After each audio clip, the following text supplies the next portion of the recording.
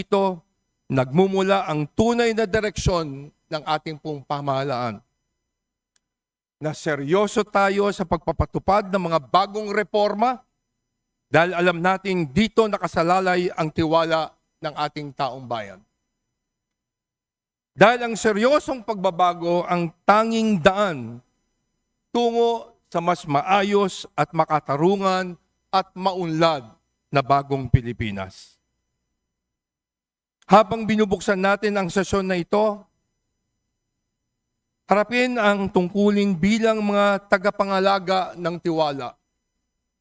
Mga lingkod bayan na handang tumupad sa mga pangakong maglingkod ng tapat, magtrabaho ng buong puso, at maghatid ng resulta na tunay na mararamdaman ng ating pong mga mamamayan. Maraming salamat po at sama-sama tayong talunin natin ang korupsyon. Mabuhay ang ating bansang Pilipinas.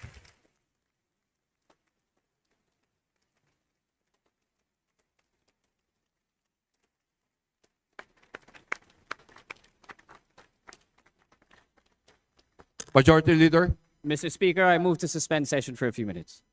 session is suspended.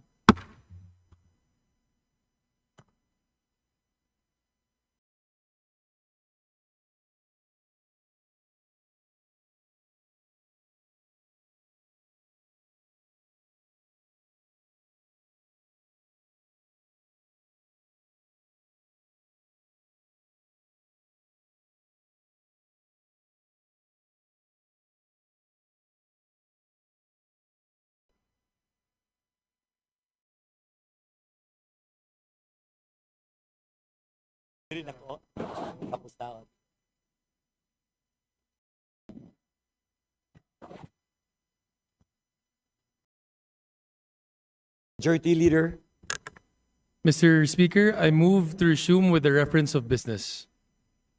is there any objection? The chair hears none. Motion is approved. Majority Leader,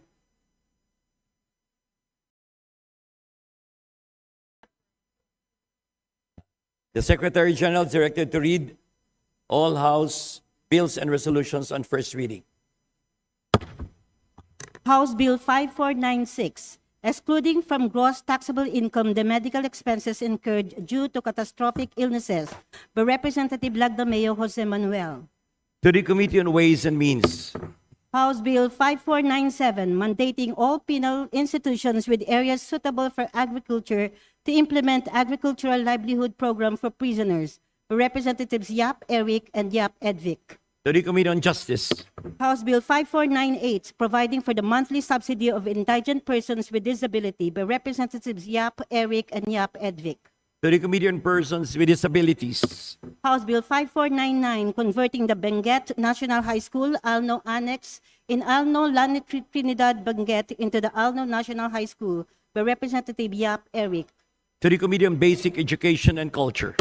House Bill 5500, providing for the Magna Carta of the Out-of-School Youth by Representatives Yap Eric and Yap Edvic. To the Committee on Youth and Sports Development. House Bill 5501, converting the Pico Stock Farm, Pugis, Buyagan, Poblacion, Provincial Road in La Trinidad, Benguet into a national road by Representative Yap Eric. To the Committee on Public Works and Highways. House Bill 5502 and 5505, converting certain elementary schools in the province of Benguet into integrated schools by Representative Yap Eric. To the Committee on Basic Education and Culture. House Bill 5503, protecting senior citizens from violence by Representatives Yap Eric and Yap Edvic. To the Committee on Senior Citizens. House Bill 5504, converting the Ampusongan National High School, Cayapa Annex in Cayapa, Bacun, Benguet into Cayapa National High School by Representative Yap Eric. To the Committee on Basic Education and Culture. House Bill 5506, ensuring the access of all Filipinos to the highest attainable standard of health by Representative Matugas. To the Committee on Health. House Bill 5507, amending the Kabalikat sa Pagtuturo Act by Representative Inares. To the Committee on Basic Education and Culture. And the Committee on Higher and Technical Education. House Bill 5508, institutionalizing the community-driven development approach as a national strategy for inclusive growth and social protection by Representative Fortes. To To the Committee on Poverty Alleviation. House Bill 5509, establishing the Philippine Blood Center by Representative Fortes. To the Committee on Health. House Bill 5510, declaring October 12 of every year as a special non-working holiday in Prieto Diaz Sorsogon, to be known as Prieto Diaz Foundation Day by Representative Fortes. To the Committee on Local Government. House Bill 5511, creating mandatory positions for Human Resource Management Officer for municipalities, cities, and provinces, and a Business Permit and Licensing Officer for municipalities and cities by Representative Fortes. To the Committee on Local Government. House Bill 5512, granting the Capiz Electric Cooperative Inc. a franchise for the conveyance of electric power to the end users in the city of Rojas and certain municipalities, all in the province of Capiz, by Representatives Castro, Dagook, and De Jesus. To the Committee on Legislative Franchises. House Bill 5513, increasing the employment quota for PWDs in the public and private sectors to 2%, by Representative Goriseta. To the Special Committee on Persons with Disabilities. House Bill 5514, establishing PWD centers in all regional tertiary medical centers under the DOH and mandating the PhilHealth to cover therapy services and assistive rehabilitation for PWDs, by Representative Goriseta. To the Special Committee on Persons with Disabilities. House Bill 5515, strengthening inclusive and special education for PWDs, by Representative Goriseta. To the Special Committee on Persons with Disabilities. House Bill 5516, strengthening the National Integrated Cancer Control Program by establishing the National Cancer Medicine Access and Innovation Fund, by Representative Ko. To the Committee on Health. House Bill 5517, mandating the integration of digital literacy education in the basic education curriculum, by Representative Ko. To the Committee on Basic Education and Culture. House Bill 5518, reducing the VAT from 12% to 10%, by Representative Legacion. To the Committee on Ways and Means. House Bill 5519, declaring January 22 of every year as a special working holiday to be known as National Farmers' Day, by Representative Legacion.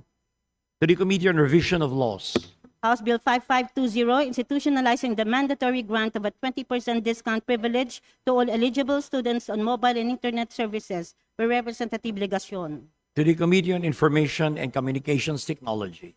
House Bill 5521, digitizing all books necessary for public education, establishing the Philippine Online Library, by Representative Legacion. To the Committee on Basic Education and Culture. House Bill 5522, institutionalizing the establishment of late-night learning hubs in all cities in the country to provide safe, sustainable, and accessible public study spaces, by Representative Legacion. To the Committee on Local Government. House Bill numbers 5523 to 5529, establishing barangay digital resource centers and e-libraries in certain barangays in the province of Camarines Sur, by Representative Legacion. To the Committee on Local Government. House Bill 5530, integrating voter education into the K-12 curriculum, by Representative Chuatay. To the Committee on Basic Education and Culture. House Bill 5531, establishing a College of Veterinary Medicine at the Western Mindanao State University in Zamboanga City, by Representative Chuatay. To the Committee on Higher and Technical Education. House Bill 5532, providing affordable housing programs for government medical workers, by Representative Chuatay. To the Committee on Housing and Urban Development. House Bill 5533, strengthening the E-Governance Act of 2025, by Representative Chuatay. To the Committee on Information and Communications Technology. House Bill 5534, amending the National Health Insurance Act of 2013 to include the provision of sensory, assistive, and rehabilitative services and devices for indigent senior citizens and PWDs, by Representative Chuatay. To the Committee on Health.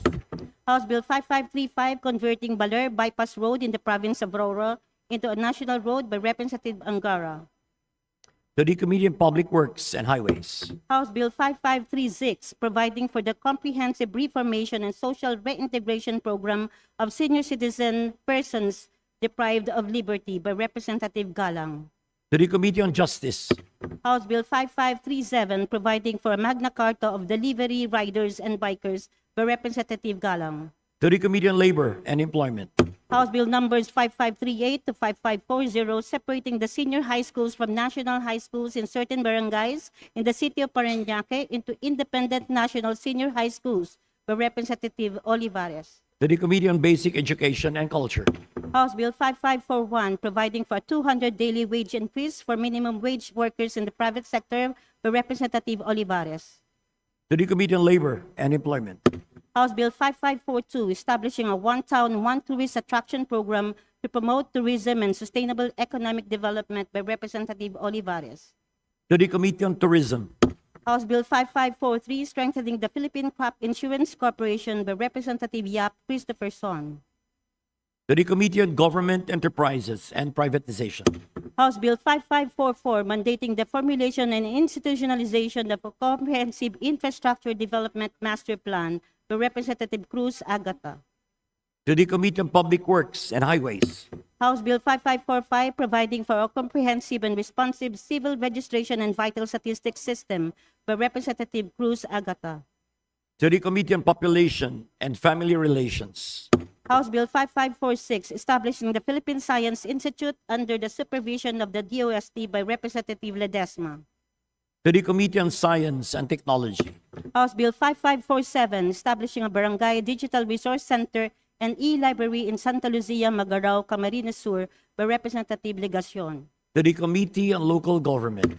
House Bill 5548, creating additional branches of the RTZ Family Court, MTCC, and MTC in the 5th Judicial Region to be stationed at the Calabanga and Pili, as well as the City of Naga, Province of Camarines Sur by Representative Legacion. To the Committee on Justice. House Bill 5549, reclassification as agricultural land, a parcel of land of the public domain located in the Ozames City, Misamis Occidental, and open to disposition for agricultural, commercial, residential, and industrial purposes by Representatives Owaminal Henry and Owaminal Sancho Fernando.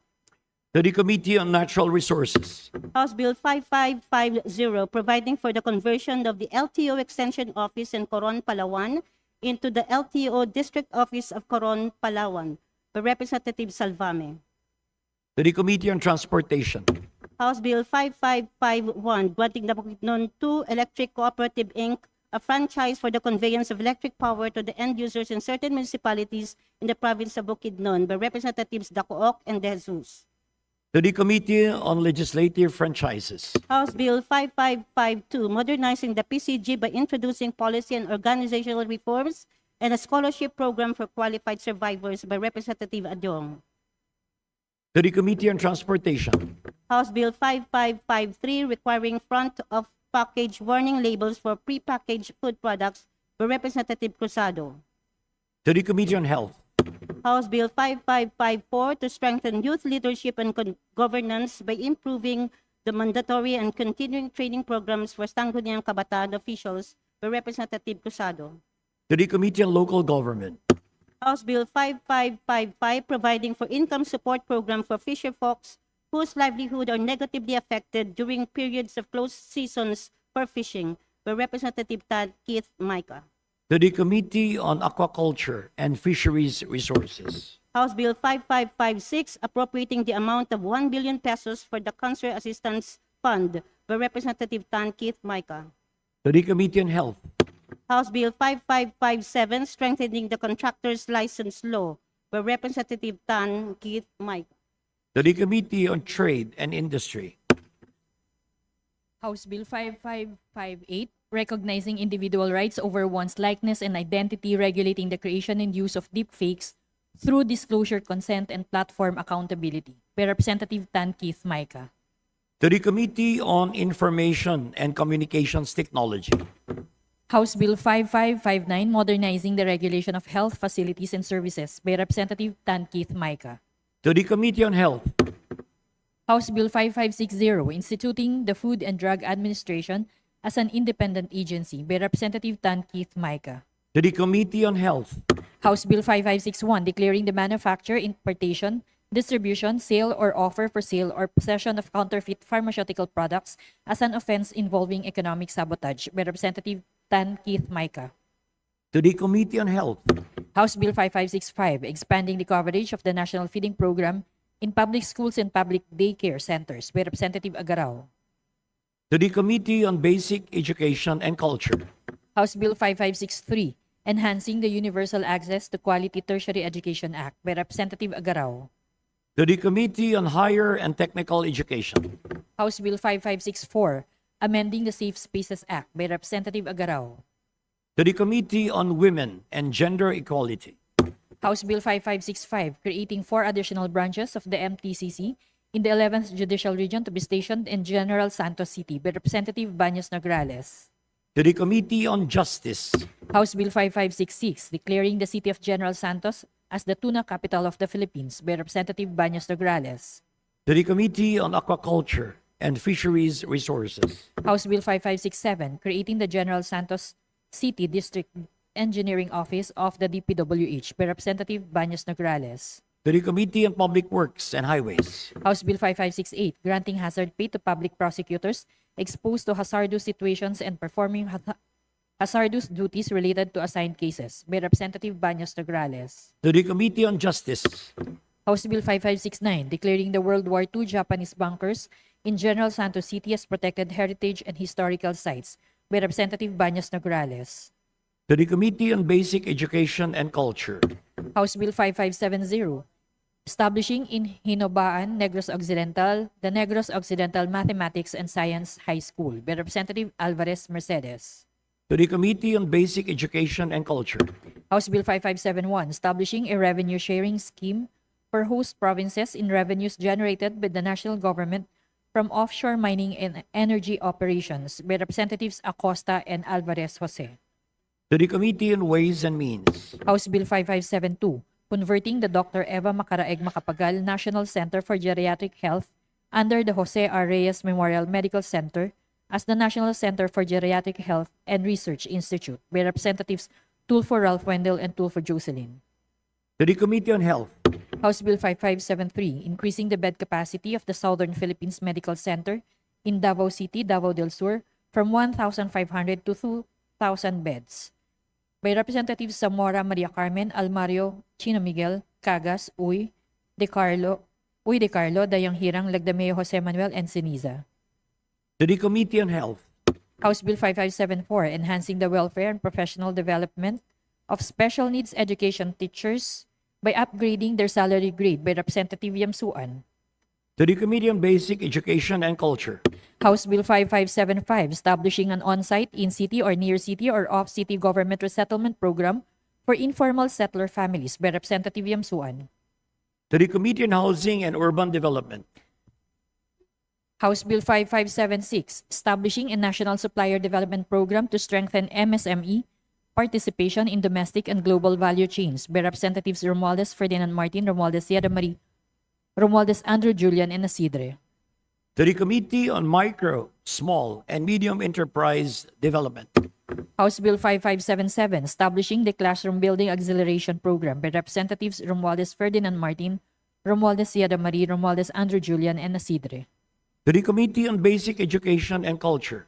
House Bill 5578, establishing a National Jobs Guarantee Program to be known as the Bayanihan Work Program by Representatives Romualdez Ferdinand Martin, Romualdez Sierra Marie, Romualdez Andrew Julian, and Isidre. To the Committee on Labor and Employment. House Bill 5579, granting the President of the Republic of the Philippines emergency powers to expedite the construction, rehabilitation, and repair of classrooms nationwide by Representative Almario Chino Miguel. To the Committee on Basic Education and Culture. House Bill numbers 5580 to 5589, converting avenues and roads and extension in certain areas in Parañaque City into national roads by Representative Olivares.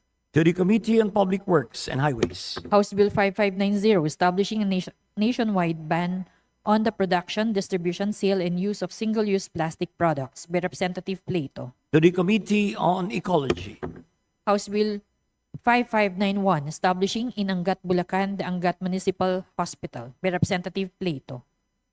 To the Committee on Health.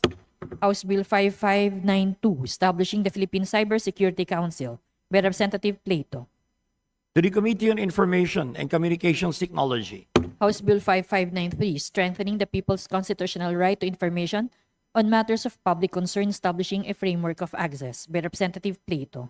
To the Committee on Public Information. House Bill 5594, separating the University of Southern Mindanao Kidapawan City Campus, located in Kidapawan City, Cotabato, from the University of Southern Mindanao Main Campus, located in Cabacan, Cotabato, and converting it into South Central Mindanao State College by Representative Kawagdan. To the Committee on Higher and Technical Education.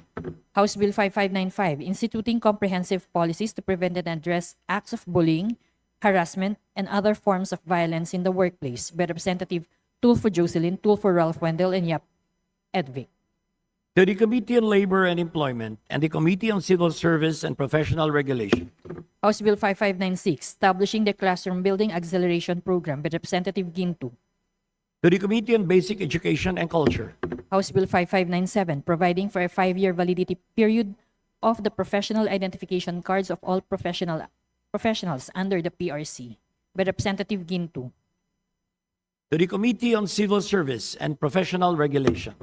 House Bill 5598, further extending the period of availment of the estate tax amnesty until June 30, 2028 by Representative Ginto. To the Committee on Ways and Means. House Bill 5599, providing for a Magna Carta of Barangays and Barangay Officials by Representative Ginto. To the Committee on Local Government. House Bill 5600, modernizing the Philippine Civil Registration and Vital Statistics System by Representative Ginto. To the Committee on Population and Family Relations. House Bill 5601, establishing a national electronic health record system to ensure continuity of care, improve medical efficiency, and promote universal health access for all Filipinos by Representative Ginto. To the Committee on Health. House Bill 5602, establishing the Philippine Online Library by Representative Chua. To the Committee on Basic Education and Culture. House Bill 5603, regulating billboards and other out-of-home advertising signs by Representative Chua. To the Committee on Public Works and Highways. House Bill 5604, establishing a national energy policy and regulatory framework for facilities utilizing waste-to-energy technologies by Representative Yap Arthur. To the Committee on Energy and the Committee on Ecology. House Bill 5605, integrating disaster preparedness and response subject into the curricula of public and private elementary and high schools by Representative Lazatin. To the Committee on Basic Education and Culture. House Bill 5606, mandating the exclusive rights of small-scale and subsistence fisherfolk within the Philippine Kilometer Municipal Waters by Representatives Col Rene Luis, Tino, and Elago. To the Committee on Aquaculture and Fisheries Resources. House Bill 5607, ensuring the welfare and protection of BPO workers by Representative Suwan. To the Committee on Labor and Employment. House Bill 5608, providing a Magna Carta for esports gamers by Representative Suwan. To the Committee on Youth and Sports Development. House Bill 5609, amending the Fire Code of the Philippines Act of 2008 by Representative Suwan. To the Committee on Public Order and Safety. House Bill 5610, transferring the National Fire Training Institute from the Philippine Public Safety College to the BFP by Representative Suwan. To the Committee on Public Order and Safety. House Bill 5611, providing for the Magna Carta of the Out-of-School Youth by Representative Plato. To the Committee on Youth and Sports Development. House Bill 5612, providing for the establishment of breast care centers in every region nationwide by Representatives Rodriguez Rufus and Rodriguez Maximo. To the Committee on Health. House Bill 5613, creating the Department of Technical Education and Skills Development by Representatives Rodriguez Rufus and Rodriguez Maximo. To the Committee on Higher and Technical Education and the Committee on Government Reorganization. House Bill 5614, banning the sale of shower curtains made of polyvinyl chloride, more commonly known as PVC in the Philippines, by Representatives Rodriguez Rufus and Rodriguez Maximo. To the Committee on Health. House Bill 5615, creating the Department of Disaster Resilience, by Representatives Rodriguez Rufus and Rodriguez Maximo. To the Committee on Disaster Resilience and the Committee on Government Reorganization. House Bill 5616, creating a Department of Fisheries and Aquatic Resources, by Representatives Rodriguez Rufus and Rodriguez Maximo. To the Committee on Aquaculture and the Fisheries Resources and the Committee on Government Reorganization. House Bill 5617, promoting research on dystonia, by Representatives Rodriguez Rufus and Rodriguez Maximo. To the Committee on Health. House Bill 5618, to provide for a study and for demonstration projects regarding cases of hepatitis C among firefighters, paramedics, emergency medical technicians, and other emergency response employees, by by Representatives Rodriguez Rufus and Rodriguez Maximo. To the Committee on Health. House Bill 5619, establishing a maternal and infant health home visitation program by Representatives Rodriguez Rufus and Rodriguez Maximo. To the Committee on Health. House Bill 5620, creating the National Environmental Protection Agency of the Philippines by Representatives Rodriguez Rufus and Rodriguez Maximo. To the Committee on Natural Resources and the Committee on Government Reorganization. House Bill 5621, reducing healthcare costs by requiring tertiary and specialized hospitals to share certain services and equipment by Representatives Rodriguez Rufus and Rodriguez Maximo. To the Committee on Health. House Bill 5622, to require the Secretaries of Health and Labor and Employment to issue regulations to eliminate or minimize the significant risk of needle stick injury to healthcare workers by Representatives Rodriguez Rufus and Rodriguez Maximo. To the Committee on Health. House Bill 5623, instituting reforms in land administration, creating the Land Administration Authority by Representatives Rodriguez Rufus and Rodriguez Maximo. To the Committee on Natural Resources and the Committee on Government Reorganization. House Bill 5624, establishing the National Measurement Institute of the Philippines by Representatives Rodriguez Rufus and Rodriguez Maximo. To the Committee on Science and Technology. House Bill 5625, establishing the Mercury Exposure Information Program by Representatives Rodriguez Rufus and Rodriguez Maximo. To the Committee on Health. House Bill 5626, separating the regulatory and commercial functions of the Philippine Ports Authority by converting it into Philippine Ports Corporation for development, management, and operation of public ports within its system and transferring the regulatory functions to the Marina by Representatives Rodriguez Rufus and Rodriguez Maximo. To the Committee on Transportation. House Bill 5627, reorganizing the Land Registration Authority by Representatives Rodriguez Rufus and Rodriguez Maximo. To the Committee on Justice and the Committee on Government Reorganization. House Bill 5628, establishing the Philippine Transportation Safety Board by Representatives Rodriguez Rufus and Rodriguez Maximo. To the Committee on Transportation. House Bill 5629, requiring all public health centers to be open at all times to provide continuous health and medical services to the public by Representatives Rodriguez Rufus and Rodriguez Maximo. To the Committee on Health. House Bill 5630, establishing the Special Health Fund for the improvement of healthcare services in the LGUs by Representatives Rodriguez Rufus and Rodriguez Maximo. To the Committee on Health. House Bill 5631, establishing the Air Passenger Bill of Rights by Representative Roman. To the Committee on Transportation. House Bill 5632, providing for the restoration and rehabilitation of the Major Ferdinand Ederlin Marcos Emergency Hospital by Representative Yungalao. To the Committee on Health. House Bill 5633, improving the benefits for athletes with disabilities by Representative Tolentino. To the Committee on Youth and Sports Development. House Bill 5634, empowering legislators to look into bank accounts during investigations in aid of legislation on matters involving bribery, plunder, graft and corruption, terrorism, or issues of significance that affect national security by Representative Tolentino. To the Committee on Banks and Financial Intermediaries. House Bill 5635, increasing the duration of penalties in the revised penal code by Representative Tolentino. To the Committee on Revision of Laws. House Bill 5636, improving the COMELEC by increasing the manpower complement of its field offices by Representative Tolentino. To the Committee on Suffrage and Electoral Reforms. House Bill 5637, allowing the use of waste-to-energy technology in electricity, fuel, and heat generation by Representative Tolentino. To the Committee on Energy and the Committee on Ecology. House Bill 5638, strengthening the University of Antique by Representative Ligarda. To the Committee on Higher and Technical Education. House Bill 5639, establishing a regulatory framework for facilities utilizing waste-to-energy technologies by Representative Ligarda. To the Committee on Energy and the Committee on Ecology. House Bill 5640, strengthening the Philippine Economic Zone Authority by Representative Ligarda.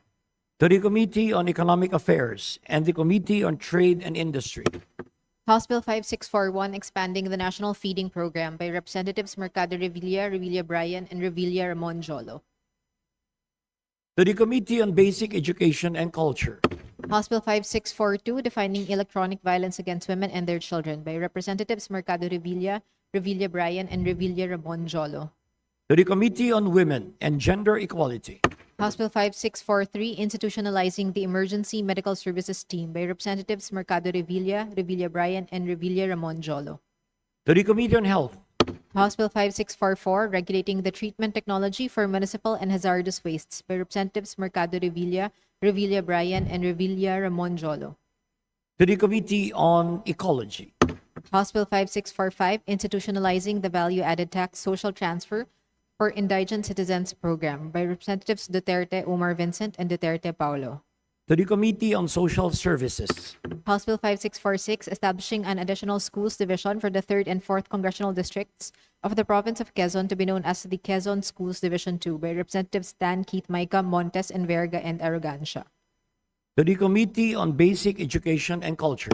House Bill 5647, exempting government officials and employees from the prohibition against disclosure of or inquiry into deposits with any banking institution by Representative Montes. To the Committee on Banks and Financial Intermediaries. House Bill 5648, expanding the coverage of the senior citizens' privileges and benefits by Representative Montes. To the Committee on Senior Citizens. House Bill 5649, establishing the Philippine Geriatric Center under the DOH by Representative Montes. To the Committee on Health. House Bill 5650, enhancing the Universal Access to Quality Tertiary Education Act by Representative Montes. To the Committee on Higher and Technical Education. House Bill 5651, integrating voter education in the junior and senior high school curricula by Representative Montes. To the Committee on Basic Education and Culture. House Bill 5652, institutionalizing the Assistance to Individuals in Crisis Situation Program of the DSWD by Representative Montes.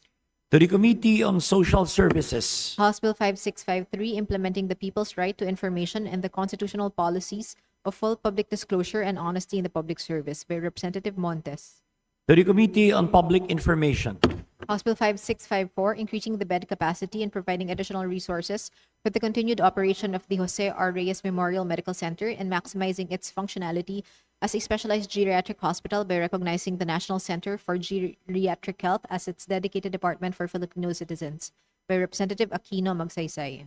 To the Committee on Health. House Bill numbers 5655 to 5658, subdividing certain barangays in the province of Bulacan into distinct and separate barangays by Representative Plato. To the Committee on Local Government. House Bill 5659, establishing the Pantawid para sa Pilipinong Magbubukid program by Representative Remicias Agabas. To the Committee on Agriculture and Food. House Bill 5660, promoting environmental responsibility through the implementation of the CLAGO practices in all food establishments in the Philippines by Representative Remicias Agabas. To the Committee on Ecology. House Bill 5661, honoring Filipino sports heroes by granting them the privilege of interment at the libingan ng mga bayani by Representative Remicias Agabas. To the Committee on Youth and Sports Development. House Bill 5662, declaring the month of November as buwan ng magbubukid at mangingisda and the 15th day of May as pambansang araw ng mga magbubukid by Representative Remicias Agabas. To the Committee on Agriculture and Food. House Bill 5664, to provide for a livestock, poultry, and dairy competitiveness enhancement fund by Representative Vargas. To the Committee on Agriculture and Food. House Bill 5665, regulating the licensure, examination, and practice of physical therapy in the Philippines by Representative Vargas. To the Committee on Civil Service and Professional Regulation. House Bill 5666, providing for development and modernization fund for the Civil Aviation Authority of the Philippines by Representative Vargas. To the Committee on Transportation. House Bill 5667, establishing tricycle driver training and motorist awareness programs by Representative Vargas.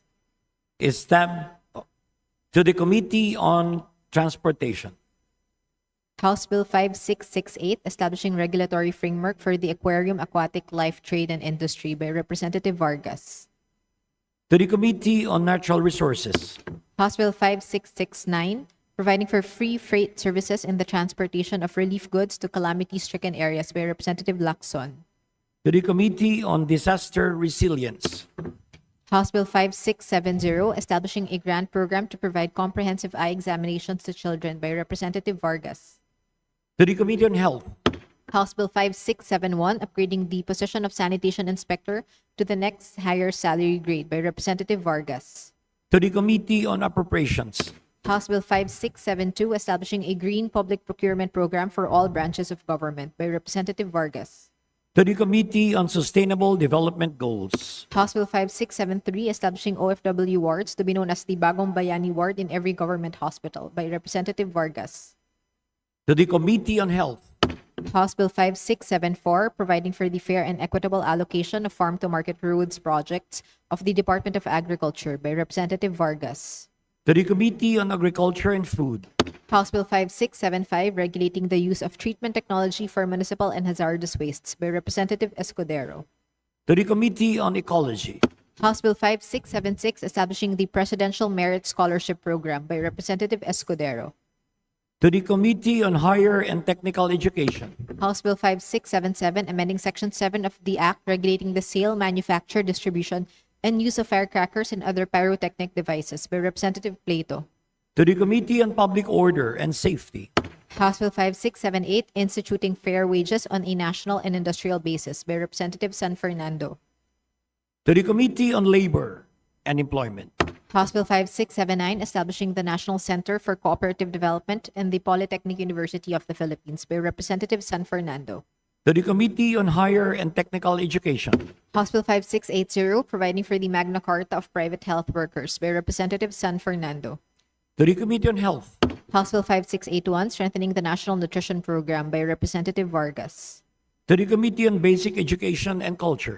House Bill 5682, strengthening the role of parents' associations and creating the National Parent Council by Representative Vargas. To the Committee on Basic Education and Culture. House Bill 5683, requiring the teaching of basic road safety and comprehensive driver's education as part of the curriculum of the K-12 program by Representative Vargas. To the Committee on Basic Education and Culture.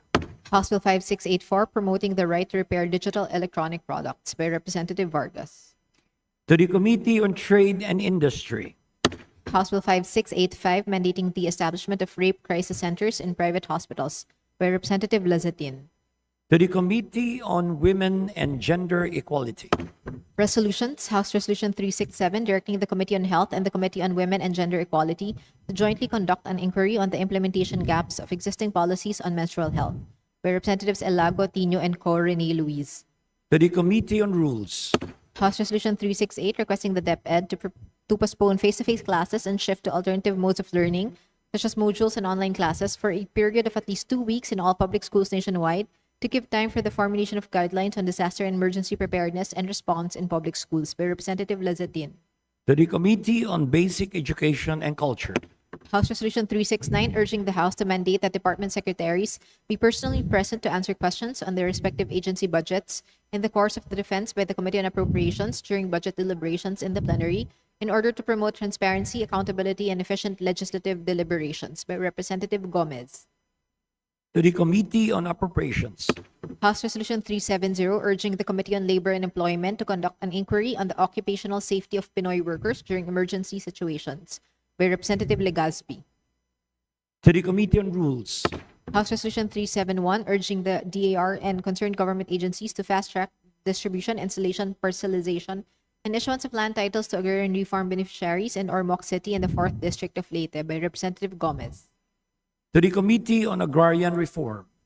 House Resolution 373, urging the House, through the Committees on Agriculture and Food, Trade and Industry, and Labor and Employment, and other appropriate committees to conduct an inquiry into the plunge in the mill gate price of locally produced sugar in Negros Occidental and its adverse economic impacts on sugar producers and laborers by Representative Benitez Javier Miguel.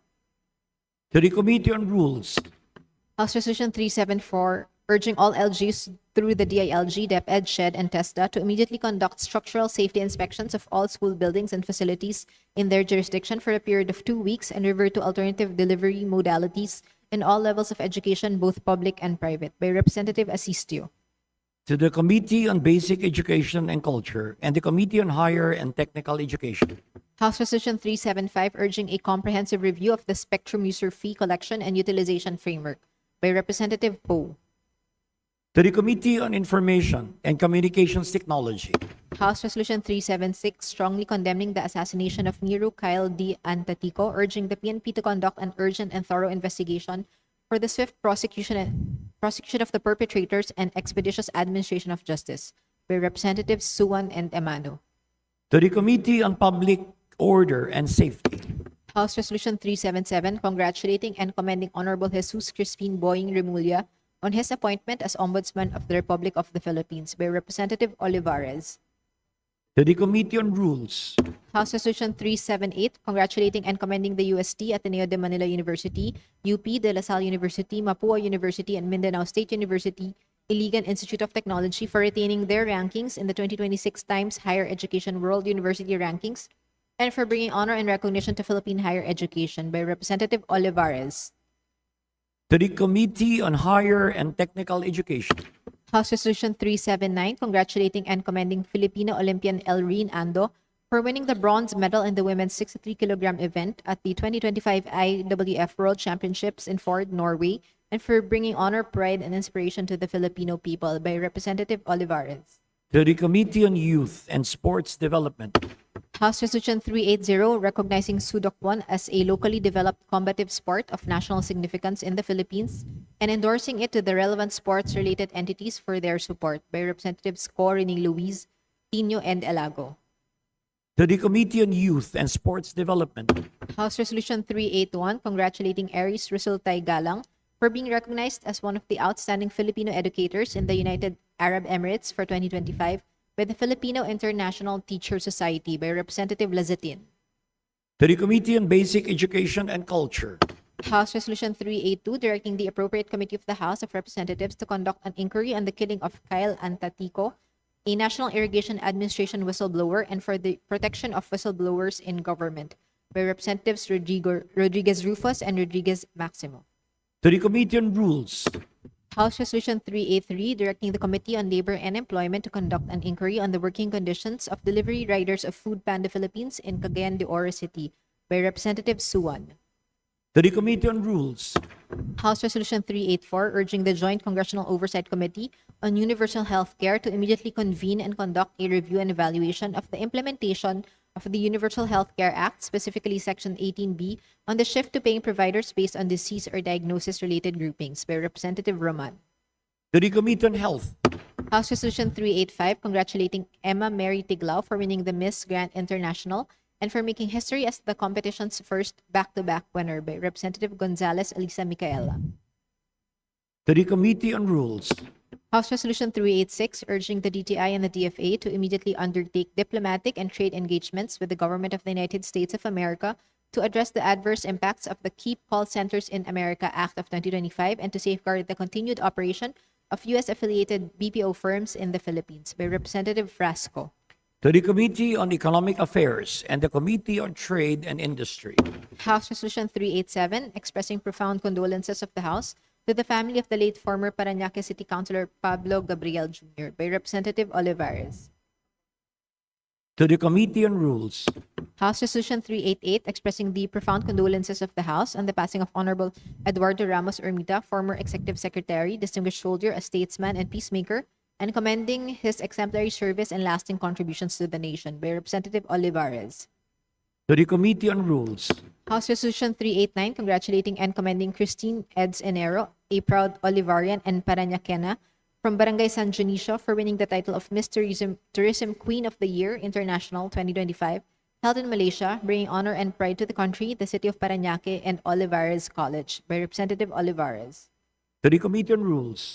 House Resolution 390, congratulating and commending Emma Mary Tiglao for winning the Miss Grand International 2025 pageant by Representative Olivares. To the Committee on Rules. House Resolution 391, urging the Committee on Public Accounts to conduct inquiry into the operations, regulation, and compliance with standards of senior citizens' care facilities, home for the aged, and related institutions by Representative Ordanes. To the Committee on Rules. House Resolution 392, urging the Committee on Public Accounts to conduct an inquiry into the status, fund utilization, and operations of super health centers nationwide by Representative Ordanes. To the Committee on Rules.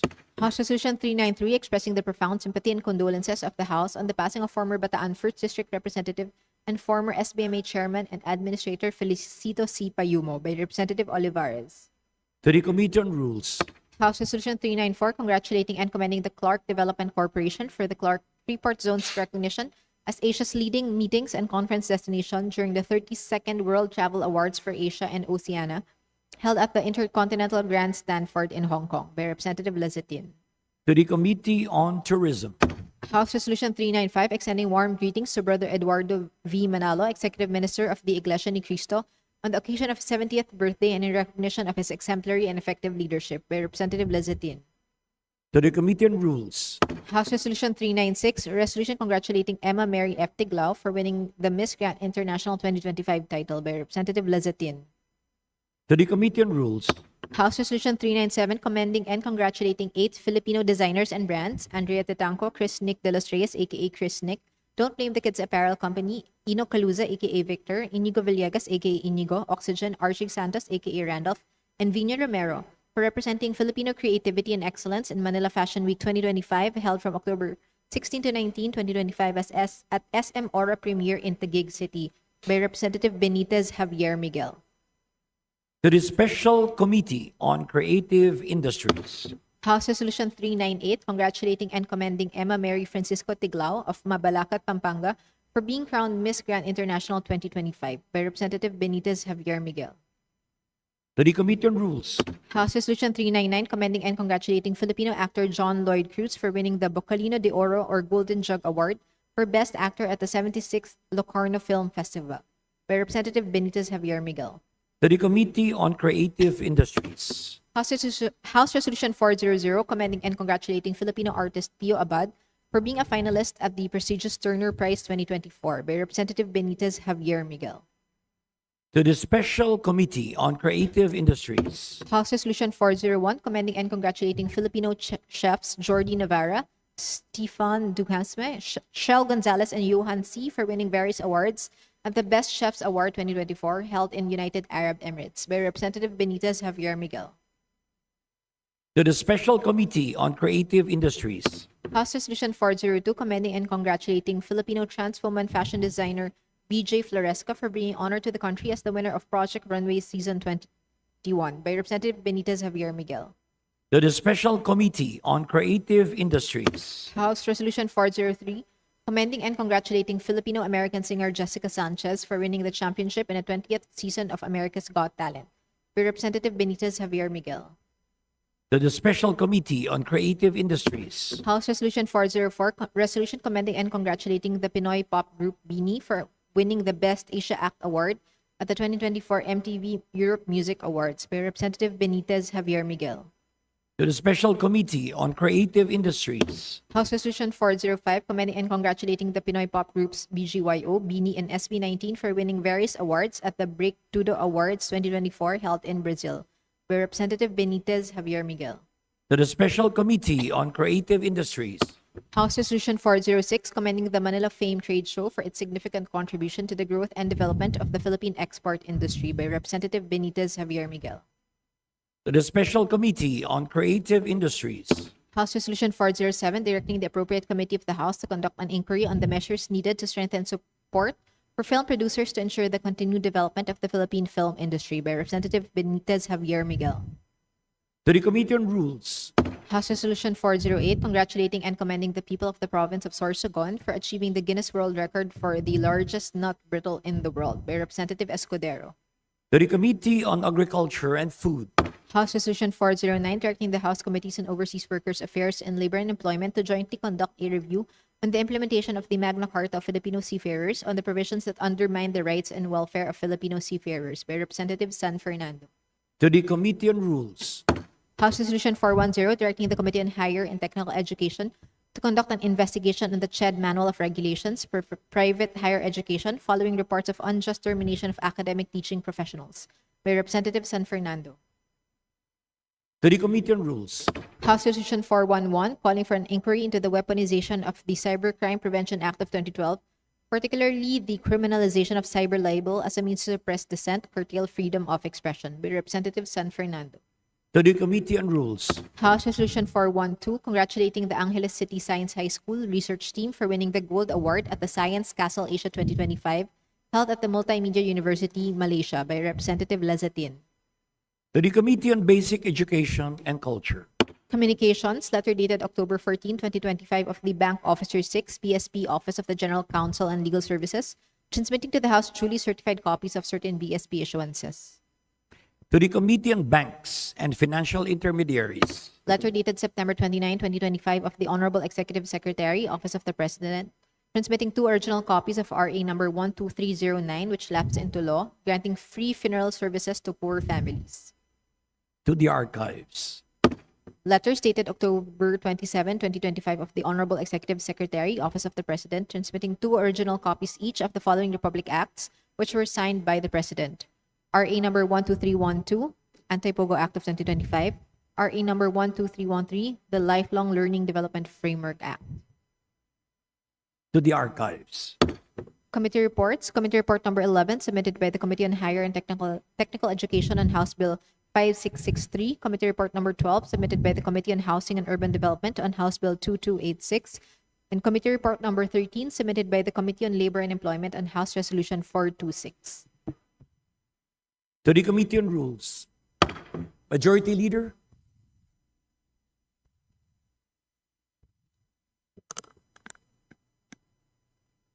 Mr. Speaker, may we recognize the guests of Honorable Leila de Lima, Representative, Mamamayang Liberal Party List.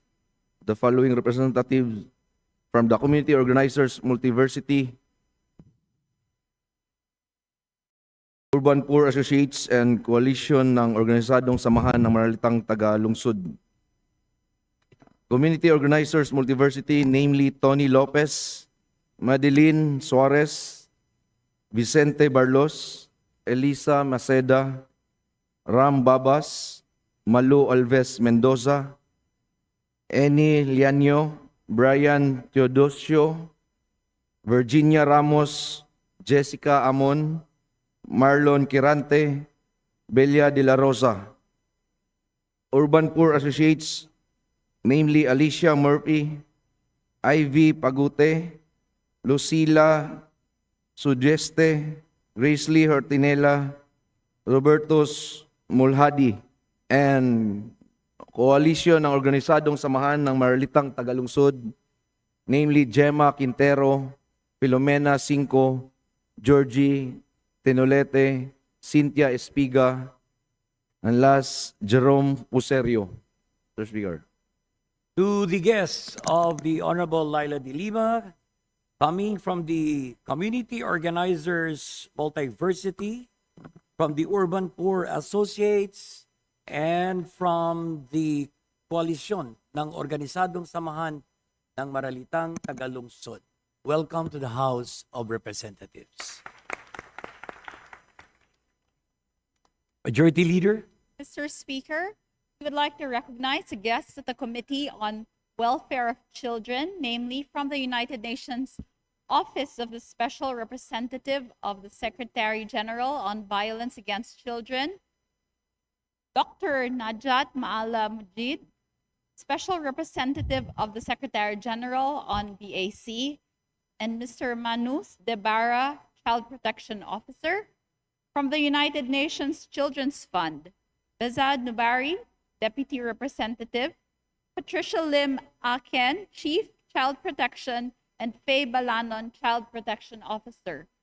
And from the Child's Rights Network, Ms. Aurora Kilala, Executive Director, and Ms. Nenita Dalde, Deputy Executive Director.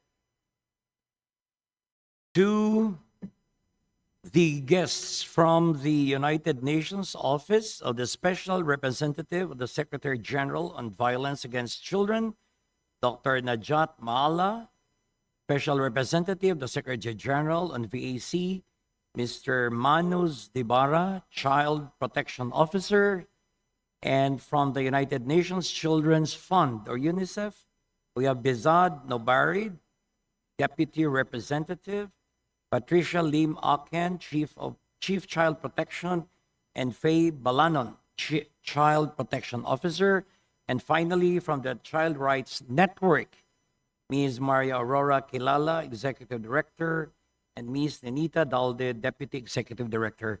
Welcome to the House of Representatives. Majority Leader.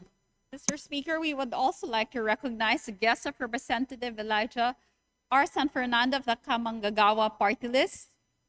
From the Light Rail Manila Corporation Supervisory Union, namely Joselito L. Sancha, Sherwin Sales, Jesse P. Mariano, Lowell D. Madla, Darina P. Lumbres, and Jordan Brozo.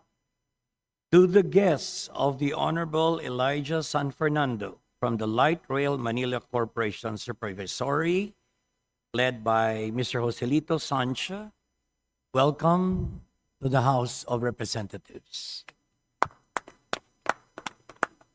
Majority Leader. Mr. Speaker, we would also like to recognize the guests of Honorable Edwin L. Cruzado, Representative of the 1st District of Cotabato, namely Honorable Ryan Tabanay, Vice Mayor Municipality of Makilala, Cotabato Province, Ms. Cheryl Lu Amoy, Mr. Mark June Antipuesto, Ms. Edsel Bitalas, Mr. Nathaniel Conol, Mr. Andy Figura, Mr. Lucky Rogin Flores, Mr. Elmer Garganian, Ms. Melanie Iremedio, Mr. Kevin Roy Necesito, Mr. Kyle Rusman Pacres, Ms. LV Pagong, Mr. Ray Ramirez, and Ms. Paula Julian Ruedas. To the guests of Honorable Cruzado and Honorable Kawagdan, led by Honorable Ryan Tabanay, Vice Mayor of the Municipality of Makilala, Cotabato Province, welcome to the House of Representatives. Majority Leader. Mr. Speaker, with leave of the House, I move to open the privileged hour. Is there any objection? The chair hears none. The privilege hour is open. Majority Leader. Mr. Speaker, I move to recognize Representative Laila M. De Lima of the Party List ML to avail of the privileged hour. Representative, the Honorable Laila M. De Lima of Party List ML is recognized. You may proceed. You have 10 minutes, ma'am.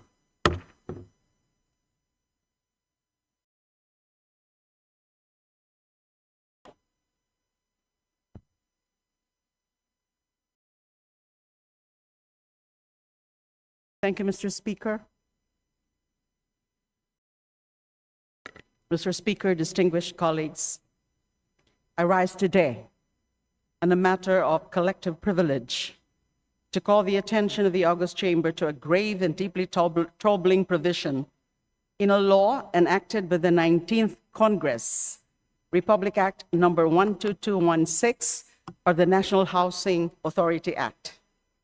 Under Section 6, subsection 4D of this law, the National Housing Authority, or NHA, the very agency mandated to build homes for the low-income families, has been given the power to summarily eject and dismantle without the necessity of judicial order. May I repeat that? Without the necessity of judicial order. Informal settler families or so-called illegal occupants residing in government resettlement projects and properties under its administration. Mr. Speaker, let that sink in. Congress has empowered the National Housing Agency to render our people homeless. How can an instrumentality of government, a public corporation founded by people's money, whose mandate is to shelter, be given the legal authority to dispossess? How can we justify a law that gives the NHA the power to demolish without judicial process, when due process itself is the cornerstone of our judicial system? Napakaraming mali sa probisyong ito ng NHA Act. Let us look closely at the text of this provision. The clause granting the NHA this summary and extrajudicial authority to evict and demolish is not a standalone section. It is a mere proviso, tucked quietly within Section 6, subsection 4D, a paragraph that principally deals with the collection of debts and obligation. Malinaw, first, it is an obvious rider. Tingnan po natin how Section 6, subsection 4D of RA 12216 looks like. And tingnan ho natin sa dulo. The authority may compromise or release in whole or in part any interest, penalty, or obligation in connection with the collection of amortizations from its awardees, provided that the authority shall have the power to summarily eject and dismantle, without the necessity of judicial order, any and all informal settlers, settler families, as well as any illegal occupant in any home lot, apartment, or dwelling unit from government resettlement projects, as well as properties owned or administered by it. End of quote. Malinaw na itong probisyong nagbibigay ng kapangyarihan sa NHA na magpalayas at magpagiba ay naligaw lamang at walang anumang kinalaman sa punto ng Section 6, subsection 4D. Ang tunay na puntirya lamang ay ang responsibilidad ng NHA na kolektahin ang utang o obligasyon mula sa mga awardees nito. Bahagi ito ng kanyang asset management and business development. Sinasabi sa unang talata ng subsection 4D na may karapatang maningil at magkaso kung hindi uubra ang paniningil. Sa pangalawang talata naman, bilang pagpapatuloy ng unang talata, ay may opsyon na makipag-areglo o magpaabuya sa anumang interes, multa o singilin sa hulugan. Ang parehong talata sa makatuwid ay tungkol sa pangongolekta ng NHA ng utang at anumang interes o multa. Lahat ito ay sumasailalim sa aspeto ng operasyon ng NHA patungkol sa pamamahala ng kanyang ari-arian at pagpapalago ng negosyo. What kind of asset management includes the forced eviction of the poor?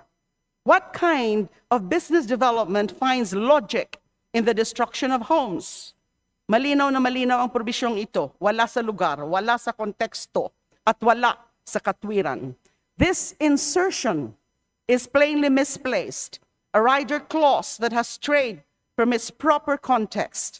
If the raison d'etre of subsection 4D is debt collection, then eviction and demolition have no rhyme, reason, or rightful place in it. The second point, Mr. Speaker, is that this provision appears to be a product of inadvertence, a legislative slip. It appears that the controversial proviso was just inadvertently retained in the enrolled bill and unfortunately escaped legal scrubbing, as the legislative history of RA 12216 seems to suggest. The proviso was not part of any of the counterpart bills in the House of Representatives, specifically HB numbers 954, 1429, 2300, 6369, 8156, 8578, and 9258. HB 10172 that consolidated and substitute those bills, which was prepared by the House Committee on Housing and Urban Development and eventually passed on third reading, did not contain that questionable clause. In the House's version, the proviso that is logically added to the NHA's prerogative to compromise or release interest, penalty, or any liability pertains to the deputation of a member of the NHA legal staff to act as a special sheriff in foreclosure sales, attachments, or of debtors' properties, etc. It is therefore illogical and out of place to insert that controversial proviso, giving the NHA extrajudicial and summary power not to even collect the debts and incidental obligations, but to order the eviction of occupants, presumably informal settlers, and the demolition of their homes. HB 10124 was approved on third reading in plenary on May 15, 2024. So yan po yung history ng batas na ito. It was transmitted to the Senate on May 20. On September 11, the Senate Committees on Urban Planning, Housing and Resettlement, Government Corporations and Public Enterprises, Ways and Means, and Finance jointly filed SB number 2818 in substitution of SB number 653, 1258, and 1713, taking into consideration House Bill number 10170. On February 3, 2025, the Senate approved the substitute bill on third reading. On the same day, in lieu of a BICAM version, the House of Representatives adopted SB number 2818 and Toto as an amendment to its own HB 10172. SB 2818 contained the controversial provision granting the NHA the power to extrajudicially and summarily evict and demolish. It appears that the third reading approval of SB 2818 by the Senate and the House adoption of it on the same day seemed to be done in haste, as the last session before Congress took a break would happen just 2 days later on February 5. Of course, we know that 6 days later, or on February 11, the 90-day campaign period for senatorial and party list candidates would begin. And so while everyone was busy campaigning, the enrolled bill was received by the House Secretariat on March 24, 2025, while the Senate received its copy on March 27. It was submitted on April 29 to the President, who signed it into law as RA 12216 on May 29, 2025. From this timeline, we can reasonably infer that the President and both houses of Congress were very much conscious of 4 important dates. February 5, the last day of congressional session, which was 6 days before the kickoff of the campaign period for the May 2025 elections. June 11, 2025, the last day of the 19th Congress. June 30, the start of the 20th Congress, and July 31, the end of the 50-year life of the NHA, pursuant to PD 757. SB 2819 unfortunately contains a similarly worded provision that is carried over into RA 12216. In the rush to meet legislative deadlines, coupled with the election campaign frenzy, what was once a well-intentioned bill to extend the life of and strengthen the NHA has turned into a law with a provision that perhaps unintentionally authorizes injustice. This is not mere semantics or oversight. This is a case where a technical lapse translates into innumerable anxieties and incalculable sufferings for many of our poor Filipino households, where a misplaced proviso could mean the loss of homes, communities, and dignity for thousands of low-income families. Indeed, Mr. Speaker, this is a slippage in legislative craftsmanship, one with sorry and grave consequences to the poor and other vulnerable groups. Alam ko po, I have very limited time, kaya lang po, if I may be given this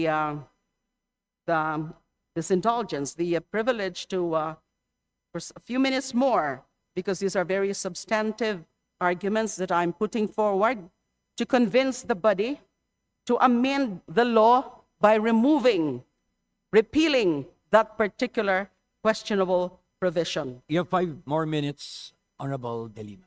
Thank you, Mr. Chair. Third point, Mr. Speaker, let us now return to the very heart of the NHA's mandate. Ang pinaka-mandato po ng NHA, it exists to develop and implement a comprehensive, integrated, and affordable housing program for underprivileged and homeless citizens. The new law even expands this mission, taking the NHA to build sustainable, resilient, and affordable communities and to provide innovative and alternative solutions for informal settler families and low-income households. Hindi bang ibig sabihin nito ay nakaatas sa NHA sa kanyang kasalukuyang charter na hindi lamang magpanukala at magpatupad ng komprehensibong programa sa pabahay, kundi tiyakin ang kanyang programa ay abot kaya at nagbibigay ng mga maparaan at alternatibong opsyon para sa ating mga informal settlers at iba pang mga kapos ang kita. Kung gayon, hindi tama at hindi angkop na ang NHA ang ahensyang dapat naglalaan ng disente at abot kayang pabahay ang siya mismong magpapalayas sa mga kapuspalad at nagpapagipa sa tirahan ng mahihirap nating kababayan na umaasa sa programang pabahay ng ating pamahalaan. Hindi ba't kabalintunaan ito? The very agency meant to uplift the poor is now armed with the authority to dispossess them extrajudicially. This is not just inconsistent, it is contradictory, a distortion of the NHA's reason for being. By analogy, kung ganito ang kalalabasan na ang National Housing Authority ay ahensya mismong nagkakait ng pabahay, ay para na rin sinasabi na ang Commission on Human Rights ay tagalabag ng karapatang pantao, ang DOJ ay instrumento in justisya, at ang DNR ay tagawasak ng ating kalikasan. Fourth point, it is inconsistent with UDHA. Kasi po sa UDHA, Section 28, sa 3 kondisyon lamang pwedeng meron eviction. Number 1, when occupants are living in danger zones. Number 2, when a government infrastructure project with available funding is about to be implemented, or when there is a court order authorizing eviction. Itong bagong batas na ito, 12216, makes no express repeal of UDHA, yet it effectively renders judicial oversight optional. How can we reconcile a law that requires judicial process with one that allows summary action? The two cannot stand together without one undermining the other. Fifth point, violation po ito ng constitutional and international obligations. Because of lack of time, I don't have to discuss those constitutional and international obligations. Panghuli na lang po. As conclusion, a call to rectify and repeal. Mr. Speaker and dear colleagues, beyond the legal arguments lies the moral question. What kind of republic empowers its housing agency to act without the courts, to demolish without hearing, to evict without recourse? We cannot in good conscience call ourselves defenders of the marginalized if we allow this power to stand. Kung ako po ay consistent sa pagiging anti-EJK, ako rin ngayon po ay anti-EJED or anti-extrajudicial judicial eviction or demolition. Mariin tayong tumututol sa extrajudicial eviction and demolition ng NHA at anumang forma at anyo ng puwersaan at hindi makatarungang pagpapalayas sa at paggigiba ng mga tahanan, lalo pa kung ito'y sa mismong mga proyektong pabahay ng pamahalaan. EJK and EJED are both forms of violence. Both disregard the due process of law. Both trample on human dignity. Tandaan natin, ang paninirahan ay isang batayang karapatan ng lahat. Batayan ito sapagkat nagbibigay at nag-aangat ito ng dignidad at halaga sa bawat isa at sa kanyang pamilya.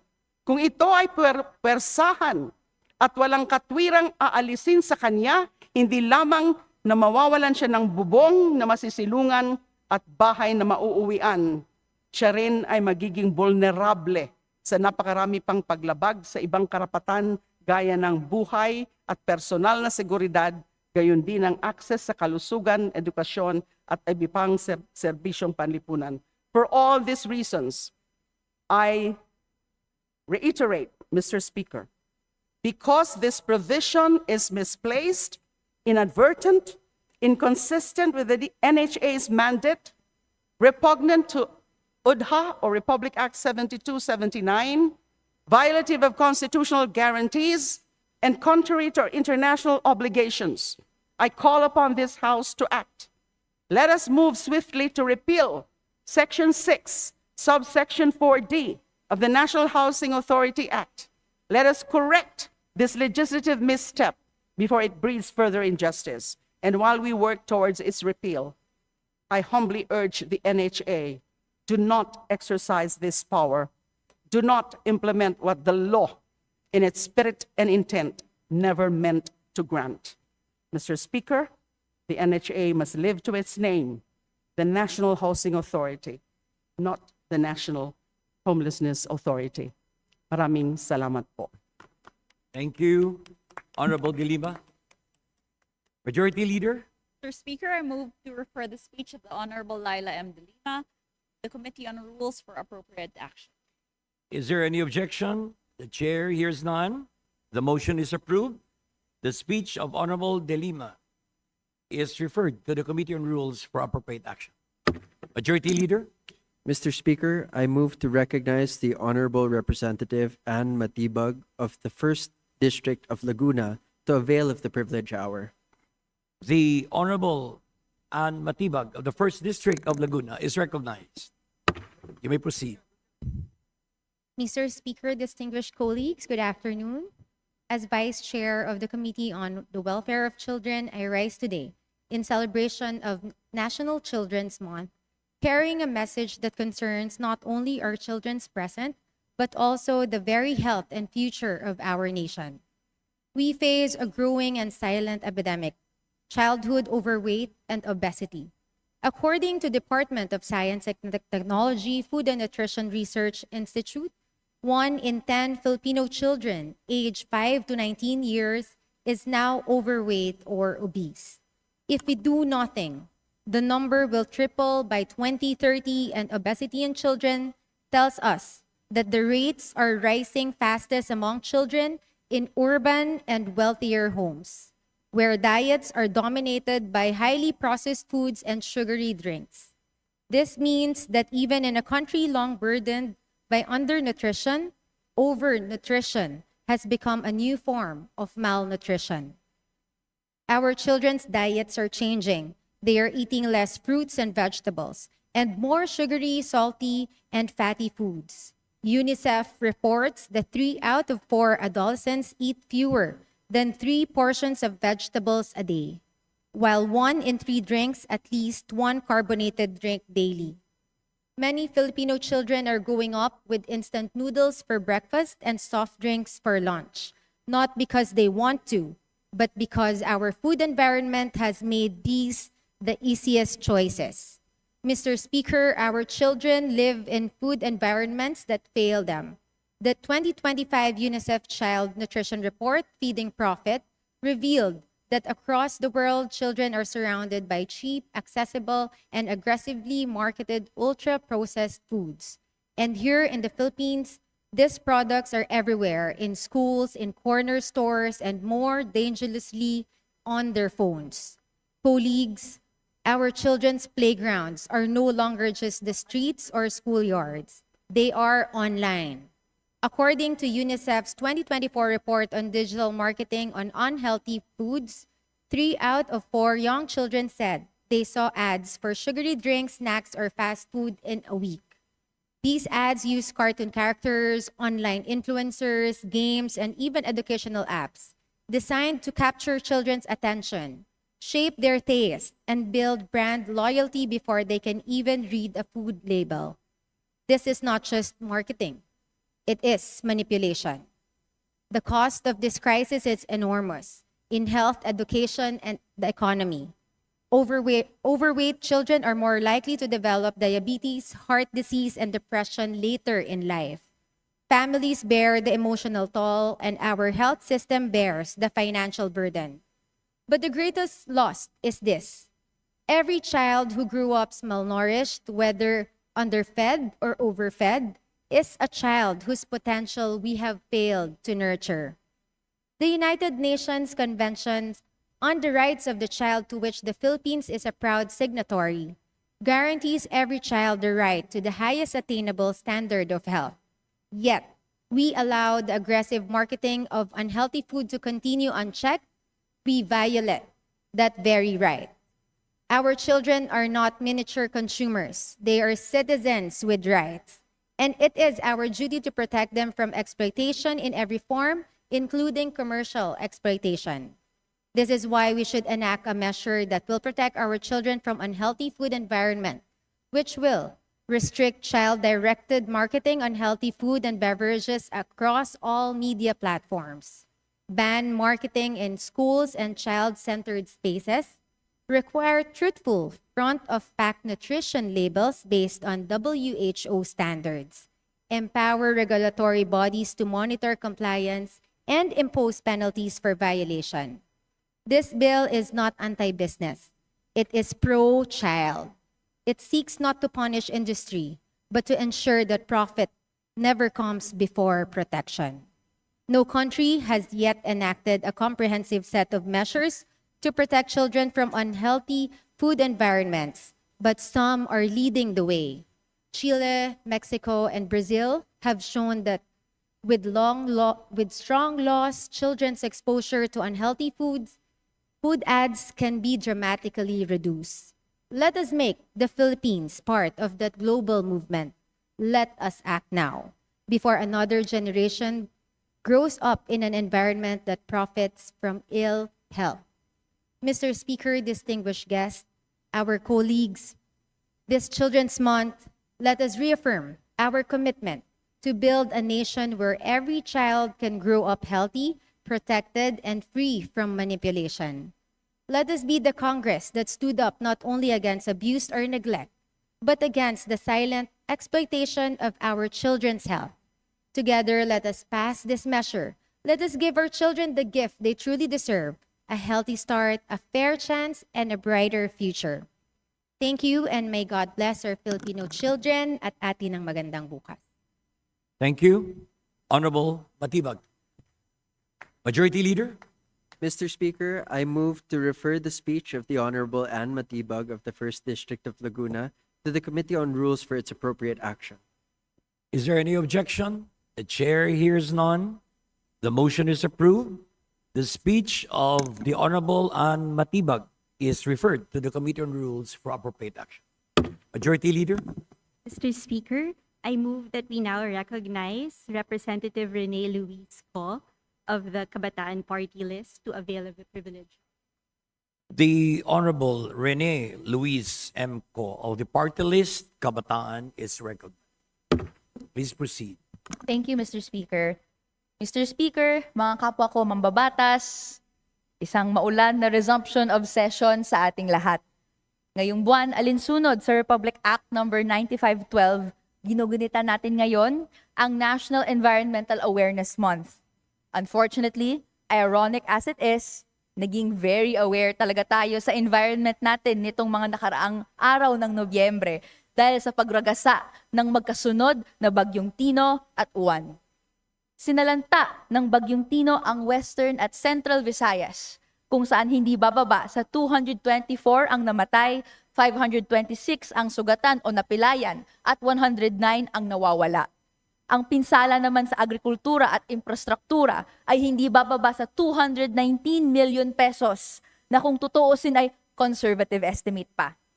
Samantala, winasak ng Super Typhoon Uwan ang iba't ibang bahagi ng Pilipinas mula sa Bicol Region hanggang sa Northern and Central Luzon. As of today, ang initial na mga tala, 8 fatalities, 15 injured, at milyon-milyon ang displaced o nakabakwit. At sa ngayon, wala pa rin ang bilang kung magkano ang total loss and damage na dulot ng Super Typhoon. Mr. Speaker, habang umaapaw ang baha sa iba't ibang panig ng Pilipinas, nag-resurface sa social media ang usapin ng isang quote-unquote development project sa Cebu, The Rise at Monterazas, a luxury condominium carved out of a mountainside. Sa kabila ng pagtutol ng mga residente at mga environmental groups sa pagtatayo ng proyektong ito, given the history of calamity in the area, nakuha pa rin ito ang lahat ng permits mula sa gobyerno at tinuloy pa rin ang construction nito. Ilan pa ba ang mapanirang proyekto ang lumusot o pinalusot ng DNR at ng Malacanang mismo? Matutungangan na lang ba tayo? Matutungangan na lang ba ulit ang Malacanang tulad noong sumambulat ang iskandalo ng flood control projects? Ngayon, matapos ang Tino at Uwan, pinupunan ng mga tao ang mga nagtulak sa pagtatayo ng condominium tulad ng celebrity engineer na si Slater Young, isa sa mga nag-reassure sa publiko na hindi nito maaapektuhan ang kapaligiran. Muli namang umalma ang mga residente sa paligid ng Monterazas dahil sa hagupit ng bagyo at tindi ng baha. At iimbestigahan raw ng DNR at DPWH ang proyektong ito. Pero ang tanong ng kabataan at ng taong bayan, bakit ngayon lang, Mr. Speaker, kung kailan agrabyado na ang mga tao? This is too little, too late. Madaling magalit kay Slater Young, pero ang problema na ito, tulad ng flood control, ay hindi umuugat sa ilang engineer o individual lamang, kundi ang pangkabuuang sistema. Mr. Speaker, mga kapwa ko mambabatas, hindi lamang mga pekeng development projects tulad ng The Rise at Monterazas ang talamak sa mga kabundukan ng ating bansa. Ang pangunahing, kumakalbo at pumapatag sa ating mga bundok ang mapinsalang pagmimina o destructive mining. Mr. Speaker, sa unang 8 buwan pa lamang ng pagkaupo ni President Marcos Jr. ay 8 mining permits ang inaprubahan sa iba't ibang bahagi ng ating bansa. Sa kasalukuyan, nasa 790 ang approved and registered mining permits, kabilang ang exploration permit na iginawad sa Woggle Mining Corporation na nanghihimasok sa 3,100 hectares ng lupain sa Dupax del Norte, Nueva Vizcaya, isa sa mga tinamaan ng uwan para sa exploration ng gold and copper deposits doon. Tulad ng The Rise, tinututulan din ng mga residente ng Dupax del Norte ang paghihimasok ng mga korporasyong ito. Nagtayo pa sila ng barikada, nagprotesta, nanawagan, ipamana, wag ipamina. Ano ang tugon ng gobyerno, Mr. Speaker? Marahas na binuwag ang mga barikada at balak pang ituloy ang paghihimasok ng mining company. Kung ganoon, kailan pakikinggan ang mga hinaing ng mga residente? Kung kailan bumabagyo ulit at lunod na sila sa baha? At saka lang babawiin ang permit ng minahan at iimbestigahan kuno ang pinsala ng komunidad? Again, too little, too late. But maybe it's not about just being too slow. Maybe as we've seen, this is by design. Mr. Speaker, my good colleagues, I have discussed extensively in previous speeches about corruption in our government, but it begs repeating over and over again. May pandarambong sa pamahalaan at pandarambong sa kalikasan at ang ninanakaw sa kaban ng bayan ang ginagamit para ipamuhunan sa mga proyektong pinagsasamantalahan ang ating lupa, ang ating inang bayan. Sa gantong sistema ang lugi, ang taong bayan. Madalas na sinisisi ang karaniwang tao pa nga Kesyo, quote-unquote, bakit kasi last minute na lumilikas bago bagyo? O di kaya, quote-unquote, bakit kasi sa floodplain gumawa ng tirahan? Takaw sa kuna, quote-unquote raw ang mga taong ito. Mawalang galang lang po, pero ang tunay na takaw sa kuna ay ang matatakaw sa yaman ng bayan, ang mga negosyong pinagkakitaan, ang pinsala sa kalikasan, at ang mga nasa gobyernong kakontsaba nila gumaganansya rin. Ang problema rin, hindi lang nakawan. Ang problema ay ang sistema na ginagamit ang gobyerno para mapagpayaman ang iilan. Ito ang burokratang kapitalismo, Mr. Speaker. Hindi naman kasi natural, quote-unquote, ang disasters dahil ang pinsalang dala ng mga bagyo at lindol, dinudulot at pinapalala ng hindi makalikasang mga polisiya, korupsyon at pandarambong. Ina-argue na natural o normal lang daw ang sakuna at dinadakila ang Filipino resilience para masanay tayo sa ghost and substandard flood control projects sa kawalan ng nature-based and scientific solutions habang binubulsa ng ilan ang kaban ng bayan. Kailangan din nating sabihin, Mr. Speaker, na walang normal o natural sa paglala ng mga bagyo na dulot ng krisis pang-klima o climate crisis. Dahil sa tuloy-tuloy at pataas ng pataas na carbon dioxide emissions at patuloy na pag-ilag sa pananagutan ng mga polluters gaya ng mga dambuhalang korporasyon sa langis at krudo, naglalaho ang anumang hangarin namin para sa isang mundo narito pa, nakabubuhay pa sa susunod na 50 taon. Sunod-sunod ang pagkakait sa atin ng hustisya. Kahit may international Court of Justice opinion na nagsasabing may obligasyon ang mga bansa na iwasan at bawasan ang mga effects ng climate change. Bigo pa rin ang pagkakaroon ng Global Plastics Treaty na sasagot sa pandaigdigang plastic pollution. May kabiguan din na ilimita to 1.5 degrees Celsius ang global warming. To quote the UN Secretary General of the past 5 days, that is a moral failure and a deadly negligence. Mr. Speaker, mga kapwa ko mambabatas, ngayong National Environmental Awareness Month, Hindi na lamang kamalayan ang kailangan sa usapin ng kalikasan at kapaligiran. Ang kailangan natin ngayon ay paniningil at pananagutan. It's been more than 100 days since the expose of rampant corruption in government and years since we've called for climate accountability. And how many have been held accountable? Zero pa rin po. Hindi lang ito mga numero ang usapin ng korupsyon, ang pandarambong sa pamahalaan at kalikasan ay usapin ng buhay at kamatayan. Mula rito, muli ipinagpapanawagan ng representasyong ito ang mga sumusunod. Una, kinakailangan na nating ibasura ang Mining Act of 1995 at isabatas ang isang People's Mining Act para hindi na mapapinsala at nakatuon sa kita ang minahan.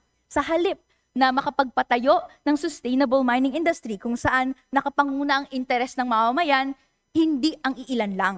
Ipamana ang mga bundok at mahalagang anyo ng lupa at huwag basta-bastang ipamina. Dagdag pa magpatupad ng People's Green New Deal, ng Climate Accountability Bill na nakatuon sa tunay na reforma sa lupa at pambansang industrialisasyon. And of course, climate accountability. Pangalawa, tugunan ang loss and damage na dulot ng sakuna mula sa pinakaugat pa lamang nito. Maglaan ng pondo para sa kompensasyon sa lahat ng biktima ng sakuna. Itigil ang mga mapangwasak na infrastructure projects at magsagawa ng nature-based solutions, scientifically backed projects para mabawasan at ganap na maiwasan ang pinsala ng bagyo, baha, lindol, at iba pa. Panghuli, uulitin ko, lahat ng sangkot, lahat ng kurakot, dapat managot. Sa paparating na November 17 sa National Students' Day, as provided by law, babawiin ng mga kabataang estudyante ang lansangan. At sa November 30, araw ni Gat Andres Bonifacio, sisingilin ng taong bayan at pananagutin ang mga kawatan. Parehong ang mga mandarambong sa pamahalaan at mandarambong sa kalikasan dahil ninanakaw lang nila hindi ang likas yaman lamang kundi pati ang kinabukasan ng mga pag-asa ng bayan. I yield my remaining time for the floor. Thank you, Mr. Speaker. Thank you, Honorable Ko. Majority Leader. Mr. Speaker, I move that we refer the speech of the Honorable Rene Co to the Committee on Rules for appropriate action. Is there any objection? The chair hears none. The motion is approved. The speech of Honorable Ko is referred to the Committee on Rules for appropriate action. Majority Leader. Mr. Speaker, I wish to acknowledge or allow Sara Ilago, Honorable Sara Ilago of Cabrera Party List to avail of the privilege hour. The Honorable Sarah Jane Ilago of the Party List Gabriela is recognized. You may proceed. Mr. Speaker, dear colleagues, child rights advocates, at sa mga bata, maligayang pagbati ngayong National Children's Month. Every November, we come together to celebrate National Children's Month, a month dedicated to honoring every Filipino child. This month also reminds us of the state's obligation to fulfill, promote, and respect children's rights as we commemorate the adoption of the United Nations Convention on the Rights of the Child, a global commitment to which the Philippines is a state party.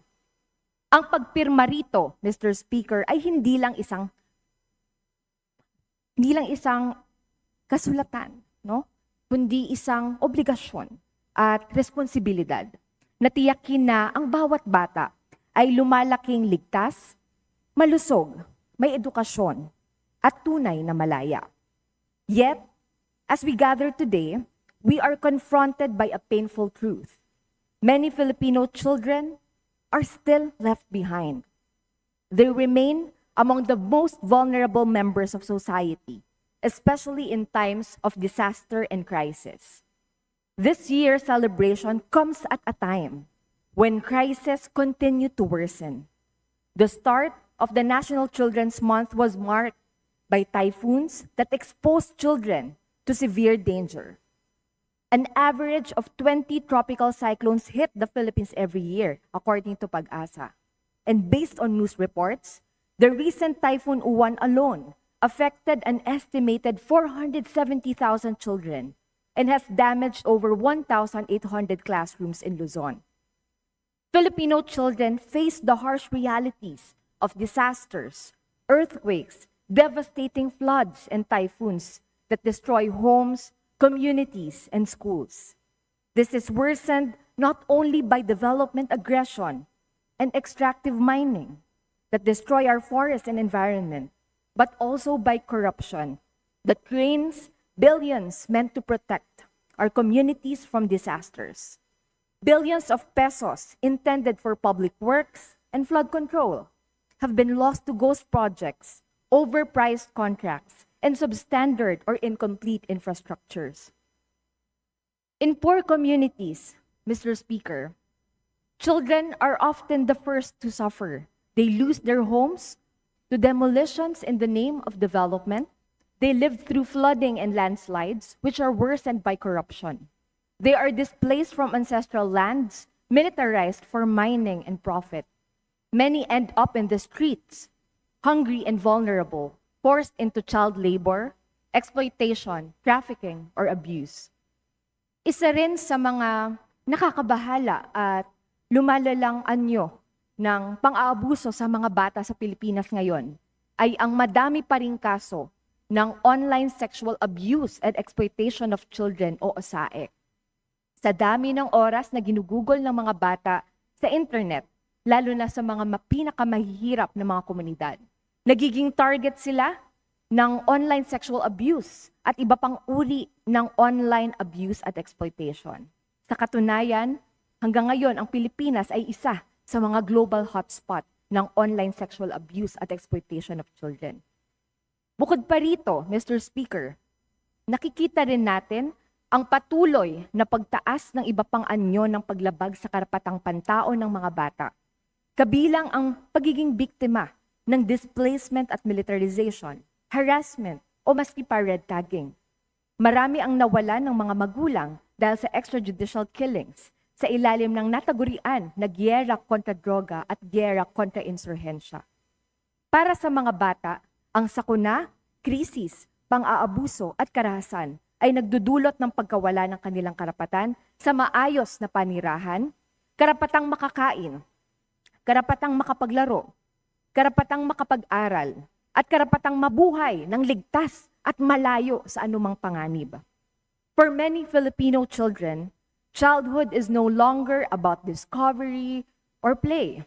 It has become about survival. That is why this National Children's Month, Mr. Speaker, this month must serve as a call to action and for us to really stand collectively in upholding and defending the rights and welfare of every Filipino child. Dapat nating ipagtanggol ang mga karapatan ng mga bata, hindi lamang sa proteksyon, kundi pati na rin sa makabuluhan na pakikilahok. Ang karapatang makinig, ang karapatang makita, ang karapatang makibahagi, ang karapatan na mag-ambag sa paghubog ng mundo at bayan na mahal nila. Hayaan nating maging paalala ang buwan ng mga bata para sa paglaban sa katiwalian, para sa ating paninindigan, para sa katarungan, para sa pagtatanggol ng karapatang pantao. Sama-sama tayong kumilos para sa kinabukasan ng susunod na salinlahi at para sa isang lipunan kung saan ang bawat bata ay nabubuhay ng may dignidad, ng ligtas, at tunay na malaya sa pang-aabuso. Hustisya para sa mga batang biktima ng korupsyon at kalamidad, tuloy ang laban para sa karapatan at kapakanan ng mga bata. Maraming salamat at muli, pagbati sa National Children's Month. Thank you, Honorable Ilago, Majority Leader. Mr. Speaker, I move that we refer the speech of Honorable Sara Ilago to the Committee of Rules for its appropriate action. Is there any objection? The chair hears none. The motion is approved. The speech of Honorable Ilago is referred to the Committee on Rules for appropriate action. Majority Leader, Mr. Speaker, I move that we terminate the privilege hour. is there any objection? The chair hears none. The motion is approved. The privilege hour is closed.